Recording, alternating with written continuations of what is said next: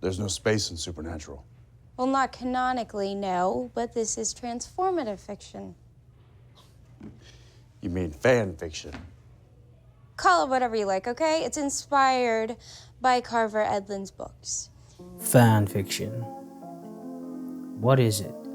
Today, we're going to explore some big questions just like that. What is the point of fanfiction? Is it disrespectful to the original creator? Does media belong to the creator or the consumer? And, importantly, do fanfics have better fandoms? Let's get into it. First off, what exactly is the point of fanfiction? For many writers, fanfiction is like a playground, a relaxed space where you can experiment with ideas, try out what-if scenarios, and just have fun with storytelling without worrying too much about getting it perfect the first time. And here's something cool to think about. This whole idea of diving into a shared universe isn't totally new. Back in the 1960s and the 1970s in Japan, there was this awesome trend where people started publishing their own manga and novels independently. These were called Doujinshi. Groups of fans and even some professional artists like Shotaro Ishinomori and Fujiko Fujio came together in circles like Fujio's new manga party to create stories based on popular manga, anime, and video games. Initially, it was a way for aspiring artists to break into the scene, but as time went on, especially with school clubs getting involved, it blossomed into a full-blown fandom culture. This all really exploded in 1975 with Tokyo's Comiket, which helped launch the kind of vibrant creative community we see today. So whether it's fanfiction or doujinshi, it all boils down to one thing: taking the joy of storytelling and running wild with it, exploring the universes we love in our own unique ways. Now, one of the most common debates is fanfiction disrespectful to the original creator?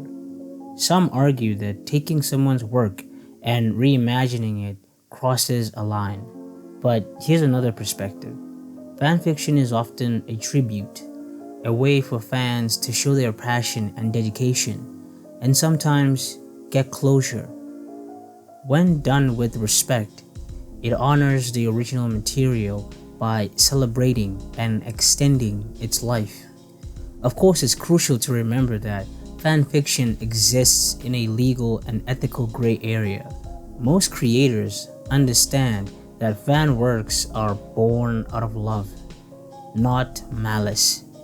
And while opinions differ, many fan communities see these stories as a way to keep the magic alive. This brings me to our next point. Does media belong to the creator or the consumer? Legally, the original creator owns the intellectual property, but once a story is out in the world, it takes on a life of its own.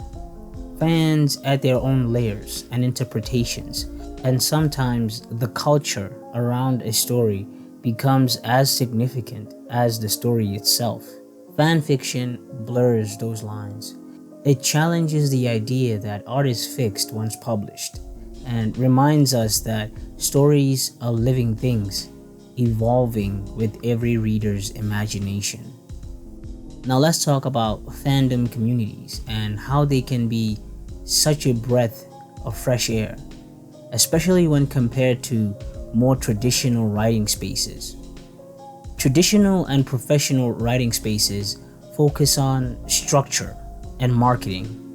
In many mainstream writing or expert circles, discussions often quickly shift to technical aspects like narrative structure and even marketability. For someone who just wants to write for fun, this can feel stifling. The moment you toss out a creative or even a wild idea, the conversation shifts towards questions like, how would you market that?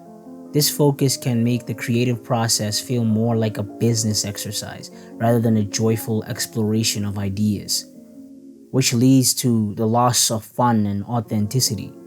The emphasis on structure and selling your work often leaves little room for raw creativity or simple enjoyment. Writers may feel pressured to conform to strict standards or worry excessively about how their work will be received commercially, which can diminish the spontaneous pleasure of storytelling. Meanwhile, in fanfic communities, the quoted personal experience highlights that fanfic communities are marketed differently. Here, members are often more focused on sharing ideas, having fun, and supporting each other.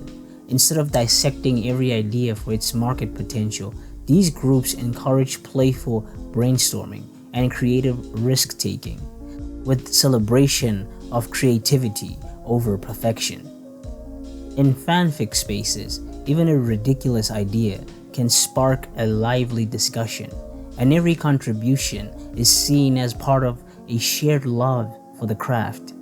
This environment reminds writers that the act of writing is about exploration and connection, not just about perfecting structure or aiming for commercial success. In essence, the traditional writing world may sometimes prioritize technical precision and market viability. Fanfic communities offer a liberating space where creativity reigns supreme and writing is embraced as a joyful hobby rather than a business venture. That's the beauty of the fanfic communities. They remind us that writing isn't always about perfect structure or making money. It's about expressing yourself. These spaces show us that when the pressure to market or structure every piece is removed, writing can be an incredibly freeing and enjoyable hobby. The quoted personal experience is from Reddit. This is the post, and it partially